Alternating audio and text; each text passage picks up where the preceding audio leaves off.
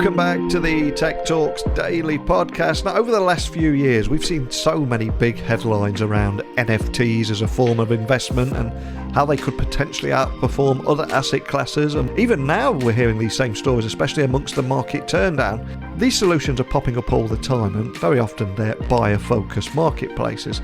But I recently discovered Exchange.Art, which is bucking the trend with a different approach by being creator-focused. And I want to find out more about this fine arts marketplace on Solana and how it's doing things a little bit different and enjoying huge growth as a result. So buckle up and hold on tight, because I'm going to beam your ears all the way to London, where Alex, the CEO of Exchange.Art, is waiting to share his story. So a massive warm welcome to the show, Alex. Can you tell the listeners a little about who you are and what you do? Thank you very much, Neil, for having me. And I do appreciate the opportunity to speak to you today. I love your podcast. My name is Alex Fleseriu. I'm the CEO of Exchange.Art, a fine art marketplace on Solana. And I'm very passionate about supporting creators and helping them make a living of their art, especially digital art. And I can tell you a bit about, how I got here if you're interested about that. It's a very unconventional story, so it might be appealing. You've read my mind, because there's a lot to unpack there with technology and digital and art. So I've got to ask, how did those worlds collide for you? What is your origin story? Where did this all begin for you?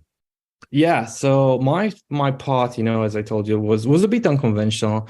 As a young kid, I started playing chess a lot. So we were talking about I think at age 1 to 7, 8. And I have actually managed to get in about 2008 to an international chess tournament. That was nice. And then I focused on math, dedicating quite a lot of time to it.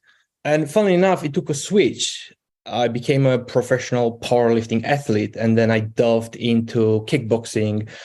I was all right at that, but then I started studying computer science. I studied up in Manchester in the UK, and that was basically how professional life started. I've worked pretty much all my university time as a software engineer, and basically from working from year 1 to year 4, this helped me quite a lot by offering some real perspective over what the professional life would be as a software engineer. So basically, when I finished my degree, I had 4 years of experience, because I had I don't know how you call it nowadays. It's a sandwich degree or a year in industry degree. That's what they used to call it when I was a student. But that set me up quite favorably in the job market, because quite soon after I finished university, I was able to build a software consultancy business. And that was servicing some of the largest UK entities, both private and public, and gave me a bit of an edge in understanding the inner workings of different industries and different markets. So I've worked in investment banking, insurance, government, tech, big tech, and e-commerce, and a lot more. I've also met some great people along the way, built some great relationships. And funny enough, Exchange.Art has nine co-founders, which is a bit of an interesting one, because you normally have the structure of 1 or 2 co-founders. But you do have some amazing companies such as Alibaba. They have quite a number of co-founders. Most of us have met at university, and we have worked in different places, but I think 5 out of the 9 co-founders have studied computer science at Manchester or business. So yeah, with the rest of the co-founders, we met online, so to speak, and we're spread across the world, from Texas to Buenos Aires to London to Paris to Romania. Wow, what an amazing story. I think that's the first story I've heard here where you've gone from chess, math, powerlifting, computer science, software, the industries such as banking, insurance, and government, etc. And of course, all of that would eventually lead you to Exchange.Art, which is a fine arts marketplace on Solana. So can you tell me a little bit more about the story behind the company and the problems that you guys set out to solve? Yeah, so the company has a very interesting story. Obviously, having multiple founders, I'll tell you my story and why I was basically really keen on starting Exchange.Art. I grew up in Romania. I was born there, and growing up in the East, there was a lot of pressure from family and peers to follow a traditional career path. So here, I mean, a lawyer, doctor, and engineer, and that's the norm in most of the. I think in the East in general, whereas the West they study creative and arts. They don't tend to do that much, or they didn't used to focus on the creative side that much where I was born.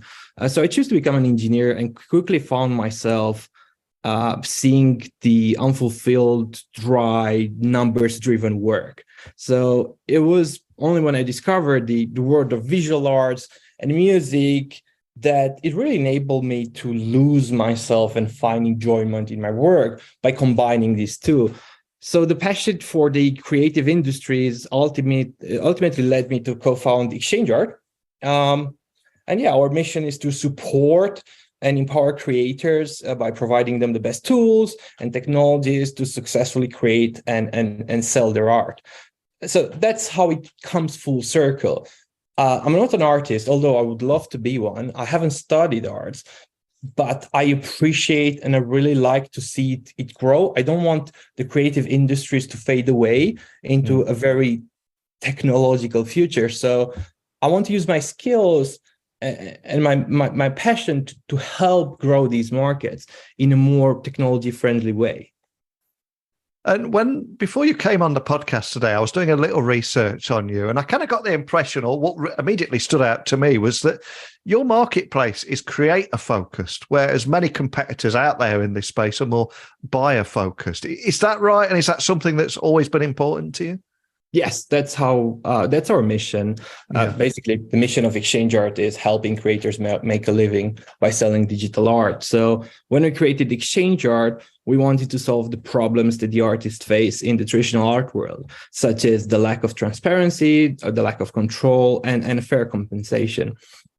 And we wanted to create a marketplace that has the creator at heart and offers them every single tool that they would need in order to be discovered by a worldwide audience and participate in commerce, and offer them distribution and all the tools that they need to reach their potential. Basically, we believe that putting the creators first, we can create a more sustainable and fair ecosystem for everybody involved. And it's an amazing market, the art market. It hasn't really been disrupted ever. It's a very old market, and there's an enormous potential in there. And of course, we can't talk about this space without talking about fraud, because it is a huge topic in this space. It's been accused of being like the wild, wild west. But can you tell me more about the scale of the fraud that you're seeing, and also what the provenance feature is, because that's tackling that, right? Yes. So I would preface this topic on explaining a bit how Exchange.Art works. We are an open and inclusive marketplace. That means that every creator can come on Exchange and sell a piece. But we do have a moderation process up until the artist, if they've never sold online, they basically create some history. So it's a mix of a manual and an automated process. So we do have our curators that see the works, and we do have automated processes that run and basically do fraud checks. So that's step one before a piece is being able to be sold on Exchange.Art. And then you have the fraud problem in terms of what can actually what can go wrong. Well, while there are some technicalities in there, such as NFTs are either mutable or immutable. I refer to NFTs more as digital art, but I think it makes sense to understand the primitive. The primitive can be changed, or it can literally never be changed. It can be set in stone. So we've seen some very, very small fraud examples in there, but I think if we take the overall value that Exchange.Art has brought to creators, which is over $13 million in sales, the amount of fraud that we had was about, I think, $100.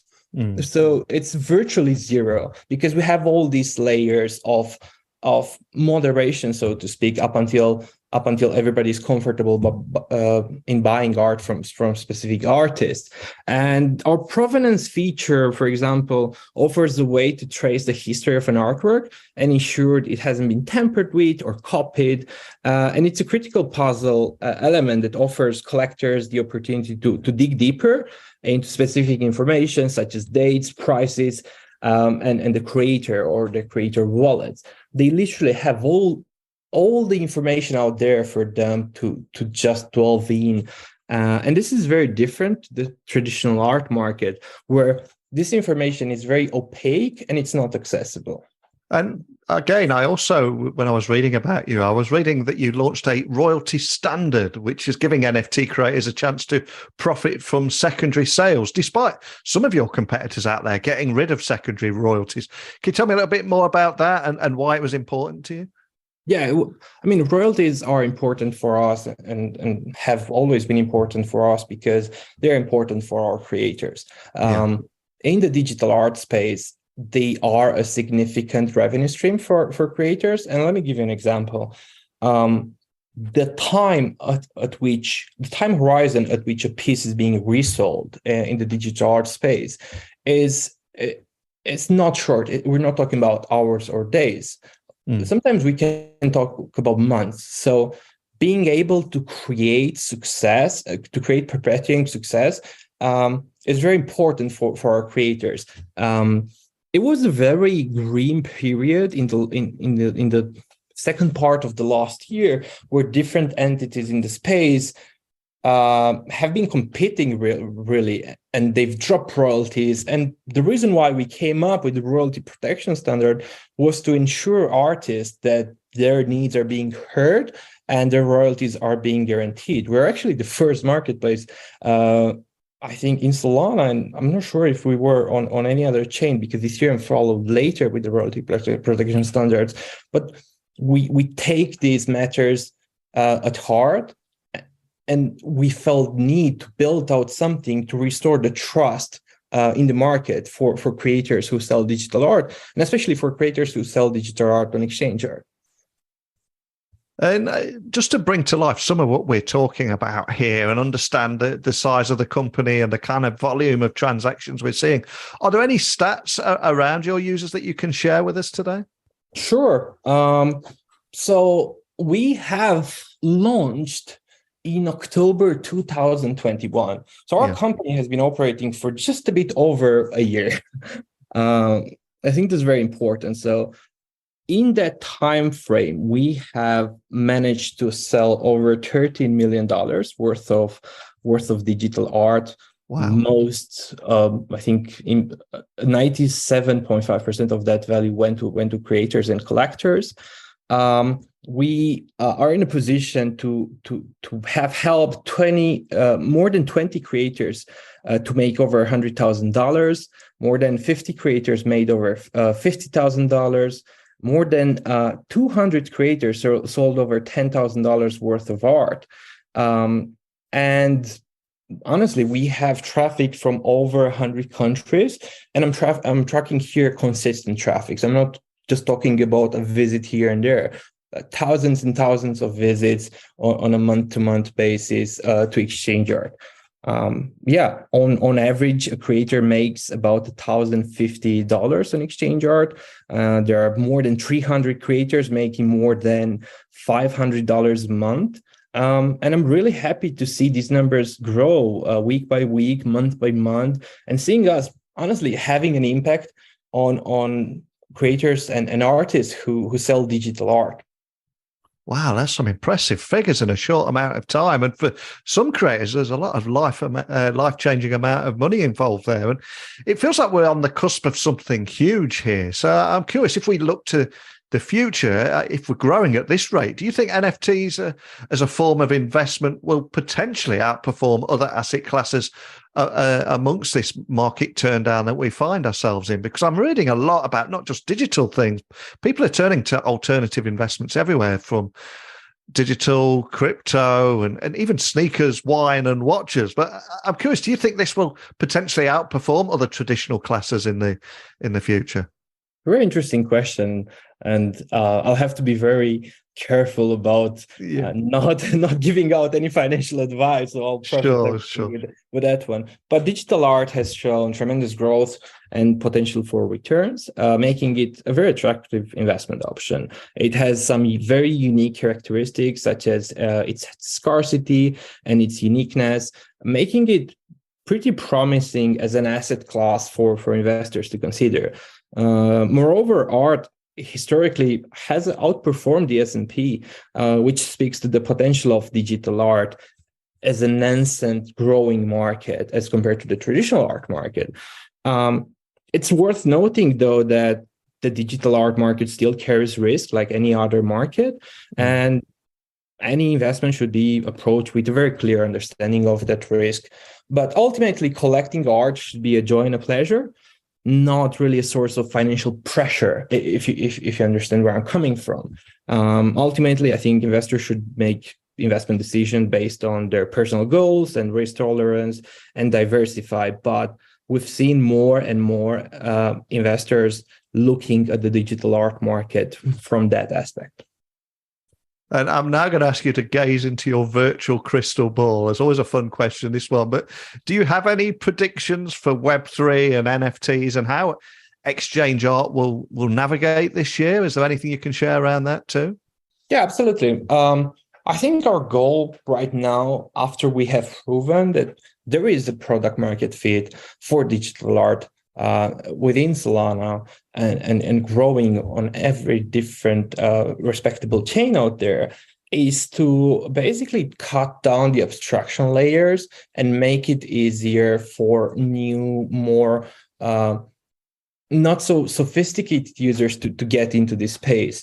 So what I mean by that is improve the UX drastically, just cut down friction, focus on discovery. And we've also been in the process of launching a new vertical of digital art.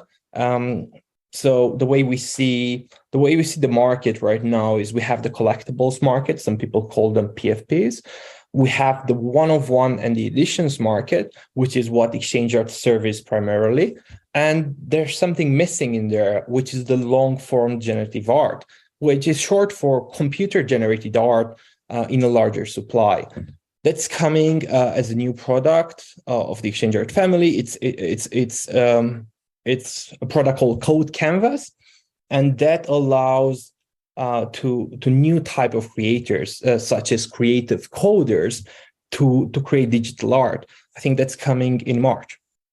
Fantastic. Well, I wish you the best of luck with that. I will get you back on later in the year to see how things are progressing. But we started the podcast today talking about your unique origin story, what put you on this path. And as we come full circle, I'm now going to ask you to leave everyone listening with a personal note of inspiration. And that is, can you leave everyone listening with either a song that we can add to our Spotify playlist that inspires you, or a book that means something to you that we can add to an Amazon wish list? All I ask is, what are you going to leave us with and why? Oh, that's a tricky one. I do read a lot, but for me, every book has its unique value and can inspire growth in different ways. So it's very challenging to pick out just one book, because sometimes, like personally, the impact that a book might have on me is not immediately seen or apparent. And some key lessons from books may not be really fully reasoned by my brain up until months, years, or 5 books later. But I really liked and I really enjoyed the Art of Possibility. It's written by Rosamund and Benjamin Zander. It explores how leaders can use creativity to transform their organization. And I have another one, Leaders Eat Last by Simon Sinek. It's about building a strong and supportive team culture, which is basically what my job is right now. Awesome. Well, I get both of those books added to our Amazon wish list. And another question I'd like to throw in here before I let you go is, I think there's so much pressure on everyone to be in a state of continuous learning. And your space in particular, it moves at 1,000,000 miles an hour. what happened 6 months ago will change completely. Now, for everyone listening in your community as well, how do you keep up to speed with everything, and how do you self-educate? Is there any tips around that you could share? Yeah, I mean, it is a very fast-moving space. In terms of how a day in the life of, hey, Alex from Exchange.Art looks like, it's very interesting. I don't want to use the cliche, there's no day that's the same as the last one, but that's how pretty much everything moves. We have to be connected by the pure nature of our job, and by the pure nature of the market that we are servicing. It's 24/7 worldwide, fast-moving pace. So you have to. I mean, I have to be connected with my team first and foremost. We use Slack on that one. Obviously, Twitter is a tool that we basically use regularly. Twitter was our go-to-market. Using Twitter as our go-to-market strategy helped us launch Exchange.Art. And apart from that, it's just emails.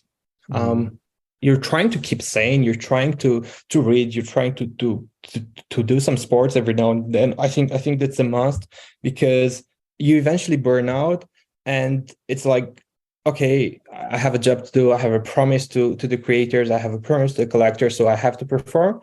And I think trying to do some sports every now and then, I think it's a must, especially for someone who's long term in this market. I'm not sure how that might help everyone, but that's just my take on the matter. Yeah, no, I completely agree. When you're bombarded with so much information and consuming everything and collaborating with everyone, sometimes for me personally, just going for a quick run completely clears the head. So no, 100% with you. And there are so many different domain names out there and URLs. So I've got to ask, what's the best place for anyone listening to find out more about Exchange.Art, whether that be joining your community, connecting with you on socials, or finding you on your website? Can you point everyone listening in the right direction? Sure. Our website is Exchange.Art, and we're pretty much on every major social media outlet out there. We're on YouTube, we're on Twitter. That's a big one for us. We're on Instagram. We have our own Discord servers, and all of these are interlinked. So if you get to one, you'll probably get to any other one. So Exchange.Art. And if you just scroll down to the footer of the page, you have all the links. That's the easiest way to just enter the communities, the community of digital artists, of creators, of collectors. It's a lovely community. It's a very welcoming one, and I really suggest people to take a look and see if they like it, see if it's for them. They might be surprised. It's a lovely space that I'm proud to say that we have helped build. Fantastic. And for anyone listening that is part of your community, are you going to be attending many conferences this year? We're entering the conference season now. There's so much going on there. Is there anywhere people can catch you on the road? I think so. I think I'll pop in. There's a major event in Paris happening, I think, in a week or two. I'll be there, and we'll have a presence for sure at NFT NYC. We'll also have a presence at the Solana Hacker House in Austin, and we'll try to make it to most of the relevant events throughout the year. Fantastic. I love chatting with you today. Talking about NFTs as a form of investment, how they could potentially outperform other asset classes, and 2023 predictions for Web3, NFTs, and how Exchange.Art will navigate this year. And also, of course, how your creator focus, where many of your competitors are more buyer focused, hugely important. But I think more than anything, it was your inspiring origin story that took you from chess, math, powerlifting, computer science, and traditional industries to what you're doing now. Absolutely love it. But thank you for sharing that with me today. Thank you so much, Neil. I do appreciate the opportunity, and I had a pleasure speaking with you today. Thank you so much. Loved hearing more about a creator-focused art marketplace, and something I think all too often we focus just on the buyer-focused side of things. And I'd love to hear your thoughts on the entire space, Web3, NFTs, the creative industry, where it's heading. I'd love to hear more about your thoughts on this. It's all very well me and today's guest and different companies coming on here, but it's you, users of these platforms, that will bring it to life and will determine what is a success and what isn't. So your voice is the most important out of everyone. So please let me know. Email me, techblogwriter@outlook.com, Twitter, LinkedIn, Instagram @Neil C. Hughes. Nice and easy to find. Let me know your thoughts, and also cordially invite you to join me again tomorrow. Got another guest, completely different industry lined up. So thanks for listening as always, and until next time, don't be a stranger.